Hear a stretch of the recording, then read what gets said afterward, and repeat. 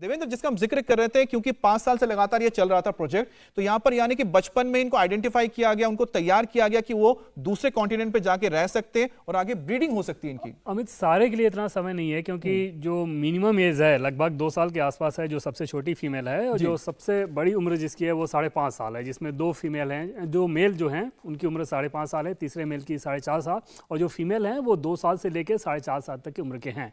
लेकिन निश्चित तौर पर क्योंकि वो उन चीतों को लेके उनके मॉनिटरिंग बहुत ज़्यादा की गई, इस लिहाज से कि जिस तरीके से वो वहाँ पे रह रहे हैं, भारत में आने के बाद भी, कुनो नेशनल पार्क में आने के बाद भी वो उसी तरीके से रह पाएंगे, रहने में कितना सक्षम रहेंगे, किस प्रकार के, जैसे मिनिमम और मैक्सिमम टेम्परेचर को लेके उसका बहुत ज़्यादा अध्ययन किया गया। तब ये तय किया गया कि जो टेम्परेचर यहाँ का है, नामीबिया का भी तकरीबन वैसा ही है, जैसे मिनिमम 5 से 6 डिग्री सेंटीग्रेड तक जाता है और मैक्सिमम 45 तक वहाँ पर जाएगा कुनो नेशनल पार्क में। तो तकरीबन नामीबिया की वैसी स्थिति थी, तो वहाँ पर इनको कोई दिक्कत नहीं होगी। इसके अलावा जिस प्रकार के ग्रास की ज़रूरत है, आसपास के हैबिटेट की जिस प्रकार की ज़रूरत है, इन सारी चीज़ों का अध्ययन करके ये तय किया गया था कि इनको लेकर वहाँ से आया जाए। और इसमें से, जैसा कि पहले हम लोग बातचीत कर रहे थे, कि इसमें से 2 या 3 तो ऐसे हैं जो कि ऐसे मिले थे वहाँ पे, CCF को ऐसे मिले थे, फिर वहाँ से उन लोगों ने ऐसे, मतलब कि रैंडमली कहीं मिल गए थे। जैसे एक जंगल में एक आग लगी हुई थी, माना यह गया कि उसकी माँ मरी है, तो उसके बाद उस छोटे बच्चे को बहुत माल न्यूट्रिशन था, उसका एक फीमेल और मेल दोनों साथ थे, दोनों भाई बहन थे, उनमें से एक फीमेल यहाँ पे आई हुई है। तो इस तरह से CCF आपने जो कॉम्बिनेशन बताया कि 3 इसमें मेल है और इसमें 5 हो गए फीमेल। हमारे साथ लतिका भी जुड़ी हुई है, जो कि वाइल्ड लाइफ कंजर्वेशनिस्ट है और ये डॉक्टर मार्कर के साथ भी काम कर चुके हैं। लतिका जी, अच्छा, ये जो कॉम्बिनेशन था कि जिसमें 5 फीमेल हैं और 3 इसमें मेल रखे गए थे, क्यों खास वजह से, क्योंकि आगे ब्रीडिंग को भी इसमें प्रोत्साहन देना है ताकि यहां पर इनकी संख्या बढ़ सके? हाँ बिल्कुल। ऑलवेज बड़ी कैट्स का जब हम देखते हैं बिहेवियर, मेल्स कम रहते हैं और उनके नीचे फीमेल ज़्यादा रहती हैं। फीमेल की टेरिटरी साइजेस भी छोटे होते हैं और मेल्स के कोलिशन फीमेल्स को भी प्रोटेक्शन देते हैं, कब्स को भी प्रोटेक्शन देते हैं। इसी वजह से उन्होंने 3 मेल्स और 5 फीमेल्स चुने हैं कि 3 मेल्स के अंडर ये 5 फीमेल्स ब्रीड कर सकें और इनके बच्चों को सक्सेसफुली बड़ा कर सकें। जी, अच्छा लतिका जी, एक चीज और भ्रांति भी दूर कीजिए, क्योंकि लोगों के अंदर ना बहुत सारे मिसकंसेप्शन है चीता को लेके। चीता को हमेशा वो तेंदुए से जोड़ देते हैं कि अच्छा तेंदुआ जैसे होता है वैसे चीता भी, ये भी हमला करेगा, ये खा जाएगा, ये बाघ की तरह है कि बाघ की तरह रोड करेगा, खा जाएगा। लेकिन बिल्कुल इसके उलट चीता एक बहुत ही अलग किस्म का एक, हम कह सकते हैं, प्राणी है। इसके बारे में जरा बताइए। देखिए, बाघ, बबर शेर, तेंदुआ बहुत अलग किस्म के जानवर हैं। ह्यूमन वाइल्ड लाइफ कॉन्फ्लिक्ट बहुत है इन तीनों स्पीसीज के साथ, पर चीता के साथ ये कभी नहीं हुआ है। पेट चीता के बारे में तो आपने बात ही की थी अर्लियर, पर सबसे ज़रूरी बात है कि ये जानवर बहुत डेलिकेट होता है। इसके बिहेवियर पैटर्न बिल्कुल अलग होते हैं और यहाँ तक कि ये दहाड़ता भी नहीं है।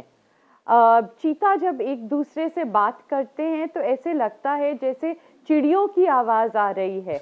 बहुत शांत नेचर के होते हैं और अपनी सुरक्षा के लिए वो अपने स्पीड पे डिपेंड करते हैं। ये नहीं कि किसी के ऊपर अटैक या हमला करें, बल्कि इनका नेचुरल टेंडेंसी है कि हम दूर भागें जब कोई प्रॉब्लम है। तो लोगों को बिल्कुल ये वरी नहीं होनी चाहिए कि चीता से उनको कोई ज़्यादा प्रॉब्लम होगी। हमें वरी है कि चीता को हम दूसरे प्रेडेटर्स से कैसे बचा के सुरक्षित रख सकें। बिल्कुल, और इन तमाम चीजों का ध्यान रखना होगा और इसलिए पीएम ने भी अपील की है कि हमें कम से कम इंतजार करना होगा इतना कि कुछ महीनों का, कि हम चीतों को देख सके ताकि वो भी यहाँ पर ढल जाएं। लतिका जी, ये जो 3 महीने का वक्त है जिसमें मॉनिटरिंग की जाएगी इन चीतों की और ध्यान दिया जाएगा इनके एक एक बिहेवियर पर, ये कितना क्रूशियल वक्त है और कौन कौन सी ऐसी अहम बातें हैं जिन पर नजर रहेगी मॉनिटरिंग टीम की? तो सबसे ज़रूरी बात है कि ये एडजस्ट कैसे होते हैं और यहाँ के नेचुरल जो जैसे चीतल हैं उनका शिकार ये लोग ठीक से कर पाएँ, इनके लिए हैबिटेट सूटेबल हो और वो अडेप्ट करें कि वो लंबी दौड़ लगा पाएँ, अपने नेचुरल तरीके से प्रे को पकड़ पाएँ और उनको ये ना ज़रूरत पड़े कि हमें उन्हें खाना देना पड़े। तो एक ये बहुत बड़ी ज़रूरत है।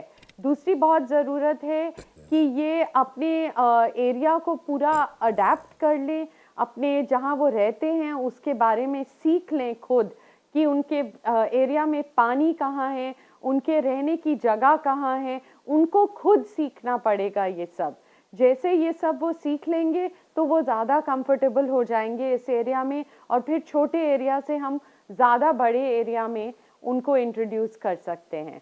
तीसरी बहुत बड़ी ज़रूरत है कि ये जो जर्नी है, जो लंबी जर्नी है जिससे वो आए हैं, उसका इनके फिजियोलॉजी, उनके हेल्थ पे कोई बुरा असर नहीं हुआ है और वो पूरी तरह हेल्दी रहें अगले कुछ हफ्तों में। तो ये मेरे ख्याल सबसे ज़रूरी चीज़ें हैं जो सारे साइंटिस्ट मॉनिटर करेंगे। बिल्कुल, इन छोटी छोटी बातों पर ध्यान रखा जाएगा ताकि चीते यहाँ पर आए हैं तो पूरी तरीके से ये मिशन जो है वो पूरा हो जाए। इस बीच खबर यह है कि कूनो नेशनल पार्क में चीतों को छोड़ दिया गया है और आज पीएम का बर्थडे भी है। थोड़ी ही देर में प्रधानमंत्री जो है वो स्थानीय लोगों को उन्होंने देखिए संबोधित भी कर दिया है, देश को उन्होंने बताया कि कितना लंबा इंतजार था और ये इंतजार कितना महत्वपूर्ण था, ये अपने संबोधन में पीएम ने बताया। और देवेंद्र ये भी बताया कि ये कोई छोटी सी बात नहीं है कि आप गए नामीबिया और वहां से आप 8 चीतों को उठाकर ले आए और आपने उन्हें भारत में छोड़ दिया। एक लंबा प्रोसेस है और वक्त लगता है इन तमाम चीजों। जी हाँ, बिल्कुल। और जिस प्रकार का अवेयरनेस पीएम मोदी करा रहे हैं, तो आज जो आपने सुना, इसके अलावा जैसे एक छोटा सा उदाहरण लिए उसको समझ में आएगा कि 9 सितंबर से लेकर 17 सितंबर तक देश भर में तकरीबन 24 से ज़्यादा राज्यों में लगभग 5 लाख से ज़्यादा बच्चों तक टीम पहुंची थी और उन्हें ये बताया गया प्रोजेक्ट चीता के बारे में और ये समझाया गया कि किस प्रकार से वाइल्ड लाइफ हमारे लिए बहुत ज़्यादा इंपॉर्टेंट है। तो अंदाज़ा लगाएं कि बच्चों तक में ये सारी चीज़ें उनके जेहन में डाली जा रही है ताकि जब वो बड़े हों तो इन सारी चीज़ों को लेके बहुत ज़्यादा संजीदा हों। जैसा कि पीएम मोदी ने कहा कि पहले जो दंश हमने झेला, जो दर्द हमने झेला, आगे वो ना झेलना पड़े और उस लिहाज से इस अवेयरनेस कार्यक्रम को भी आगे चलाया जाएगा। दूसरी चीज़ जो संबोधन की बात थी, अभी थोड़ी देर बाद जो संबोधन होगा वो अलग तरीके का होगा। वो सेल्फ हेल्प ग्रुप जो है उन लोगों के बीच पीएम मोदी जाएंगे और वहाँ पर संबोधन करेंगे। इंडिया टीवी हर वक्त हर जगह डाउनलोड करने के लिए सर्च करें India TV news Google play store या ऐप स्टोर पर।